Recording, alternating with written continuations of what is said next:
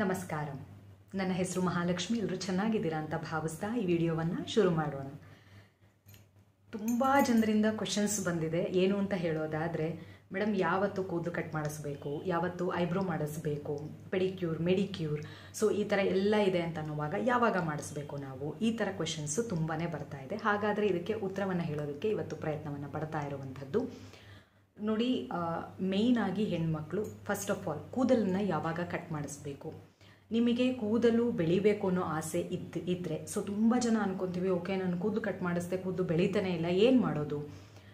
So ಅದಕ್ಕೆ 2 ರೆಮಿಡಿಯನ್ನು ಹೇಳ್ತೀನಿ. ಇದನ್ನು ಫಾಲೋ ಮಾಡಿ, ಇದರಿಂದ ಖಂಡಿತವಾಗ್ಲೂ ನಿಮ್ಮ ಕೂದಲು ಬೆಳೆಯೋದಕ್ಕೆ ಶುರುವಾಗುತ್ತೆ. ಒಂದು ಅಂತ ಹೇಳೋದಾದರೆ, ನೀವು ಮೇಯ್ನಾಗಿ ಅಮಾವಾಸ್ಯೆ ದಿನದಂದು ಕೂದಲನ್ನು ಕಟ್ ಮಾಡುವಂತಹ ಅಭ್ಯಾಸವನ್ನು ಮಾಡ್ಕೋಬೇಕು.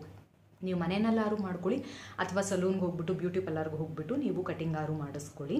ಆದರೆ ಕೂದಲು ಯಾವಾಗಾದ್ರು ಕಟ್ ಮಾಡಿಸ್ತಾ ಇದ್ದೀರಾ ಅಂತಂದರೆ ಅಮಾವಾಸ್ಯೆ ದಿನ ಮಾಡಿಸುವಂಥದ್ದು ಬಹಳನೇ ಒಳ್ಳೆಯದು. ಮತ್ತು ಅಮಾವಾಸ್ಯೆ ಆದ ನಾಳೆನೂ ಮಾಡಿಸ್ಬೋದು, ಇಶ್ಯೂ ಇರೋದಿಲ್ಲ. ಬಟ್ ಅಮಾವಾಸ್ಯೆ ದಿನ ಮಾಡಿಸೋದ್ರಿಂದ ಕೂದಲು ಚೆನ್ನಾಗಿ ಬೆಳೆಯುತ್ತೆ. ಇದು ಬಿಟ್ಟು ಇನ್ನೂ ಯಾವಾಗ ಮಾಡಿಸ್ಬಹುದು ಕೂದಲು ಕಟಿಂಗ್ ಅರ್ಜೆಂಟಾಗಿ ಮಾಡಿಸ್ಬೇಕಾಗಿರುತ್ತೆ ಅಂತ ಅಂದರೆ, ಆದಷ್ಟು ಶುಕ್ರವಾರದ ದಿನ ಕೂದಲು ಕಟಿಂಗ್ನ ಮಾಡಿಸುವಂತಹ ಅಭ್ಯಾಸವನ್ನು ಮಾಡ್ಕೋಬೇಕು. ನಾವು ಅನ್ಕೊತೀವಿ, ಎಷ್ಟೋ ಜನ ಟ್ರೈ ಮಾಡ್ತಾ ಇರ್ತೀವಿ, ನಾವು ಕೂದಲಿಗೆ ಎಣ್ಣೆ ಹಚ್ಚೋದು ಪ್ಲಸ್ ಕೂದಲನ್ನ ಆರೈಕೆ ಮಾಡ್ತಾ ಇದ್ದೀನಿ, ತುಂಬ ಚೆನ್ನಾಗಿ ಕೂದಲನ್ನ ನೋಡ್ಕೊತಾ ಇದ್ದೀನಿ, ಸೊ ಈ ಥರ ಎಲ್ಲ ಹೇಳ್ತಾ ಇರ್ತೀವಿ. ಆದರೆ ಯಾವ ದಿನ ಕಟ್ ಮಾಡಿಸ್ಬೇಕು, ಯಾವ ದಿನ ಕಟ್ ಮಾಡಿಸ್ಬಾರ್ದು ಅದೇನೇ ನಮಗೆ ಗೊತ್ತಿರೋದಿಲ್ಲ. ಸೊ ಆದಷ್ಟು ಅಮಾವಾಸ್ಯೆ ದಿನ ಕಟ್ನ ಮಾಡಿಸ್ಕೋಬೇಕು. ಅದನ್ನು ಬಿಟ್ಟು ಕೇಳೋದಾದರೆ, ಐಬ್ರೋ ಯಾವಾಗ ಮಾಡಿಸ್ಕೊಂಡ್ರೆ ಒಳ್ಳೆಯದು ಅಂತ ಹೇಳ್ತಾರೆ, pedicure, manicure, so manicure, so ಇದೆಲ್ಲ ಯಾವಾಗ ಮಾಡಿಸ್ಕೋಬೇಕು ಅಂತಂದರೆ ಪ್ರತಿ ಒಂದನ್ನು ಶುಕ್ರವಾರ ಮಾಡ್ಕೊಳ್ಳುವಂತಹ ಅಭ್ಯಾಸ ಮಾಡ್ಕೊಳ್ಳಿ. ನೀವು ಮಂತ್ಲಿ 1 ಮಾಡಿಸ್ತಾ ಇದ್ದೀರಾ ಅಂತ ಅನ್ನೋದಾದರೂ ಸರಿ, ಒಂದು ಶುಕ್ರವಾರನ ಕನ್ಸಿಡರ್ ಮಾಡಿ ಅವತ್ತು ಮಾಡಿಸೋದನ್ನ ಅಭ್ಯಾಸ ಮಾಡ್ಕೊಳ್ಳಿ. ಇದರಿಂದ ಏನಾಗುತ್ತೆ ಅಂತಂದರೆ, ಶುಕ್ರ ಗ್ರಹ ಬ್ಯಾಲೆನ್ಸ್ಡ್ ಆಗಿರುತ್ತೆ ಅಂತ ಹೇಳ್ತಾರೆ.